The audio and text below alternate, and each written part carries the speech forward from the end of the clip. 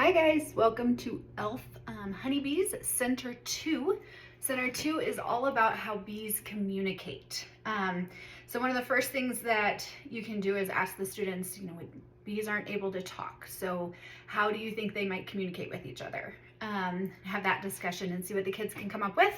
And then after, you're going to talk about how bees dance to communicate. So there's a really cool book, Dancing Bees, that's included in here if you guys want to use that. There are two main dances that bees use. One of them is a circle dance, and that's if the food source is nearby. So they come in, and the way that they circle tells the other bees where the food source is. The other one is the wagging dance. It's a little bit more complicated. The food sources are further away, so they come out and they make like a figure 8. So they come out and around here. And then when they get to the middle of the 8, they wag, and how quickly they wag back and forth, they're a little behind, they're able to tell distance of how far away it is. And then they come back around and they kind of do that wag again. There are two helpful videos that I linked that you can look up on YouTube.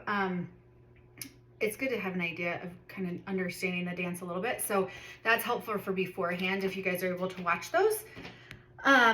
Once you've talked about the different dances, you can have the kids practice, kind of just a fun little idea. See if the kids are able to distinguish if one of the other students is doing a circle dance or a waggle dance, or how far the food might be. So just kind of play with that and practice a little bit. Then we're gonna give each of the kids a chance to be a bee. So we are gonna do a little activity called Sniff and Scout. So in the bin are small containers like this, just little Ziploc containers. So in 3 of the containers, you are going to take 3 cotton balls and scent them with different extracts. So this one's peppermint. We have peppermint, vanilla, lemon, and banana. Please be aware, for this center, we were really allergy conscious, and wanted to make sure we found flavors that, from what we understand, are not going to cause any problems.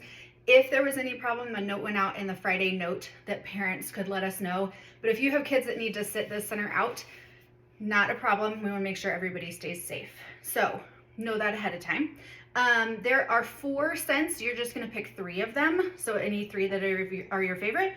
You're going to open it, and please make sure that the adult is doing this. Kids don't need to touch these at all. We don't need a ton used. So you'll just do like 1 or 2 drops on each of the cotton balls. So we're basically trying to show kids how different flowers have different scents to them. So one of them will be the first flavor, then the next one will be a second flavor. These containers are going to spread out. This is a great center to do outside. If you can, it would be great. So we're just going to put them on top of the flower just to kind of pretend like they're the center of the flower. We will disperse these throughout the grass, or if we have to be inside, throughout, a little area, and give each flower a different scent. When you're doing it, don't let the kids know which one is which. So you're gonna have one with lemon, one with peppermint, one with banana, whichever 3 you pick.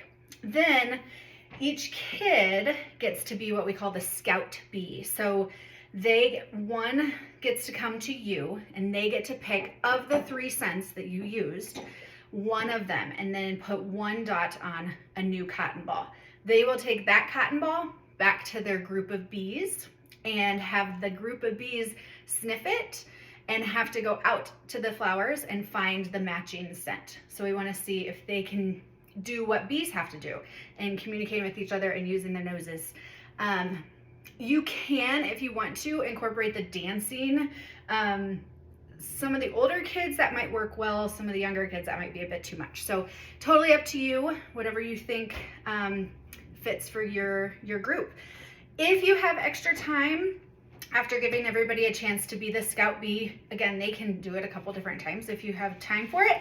Or if you need a different something, there's a really cool handout in there called The Buzz on Bees and Pollination.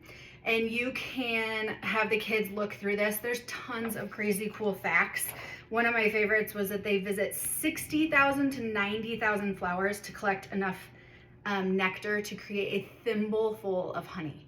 So just kind of crazy. I think there's some things on there the kids will be surprised by. If you need any extras of things, if things are running low, please give us a heads up. My number is 303-625-3606. Thanks for your help.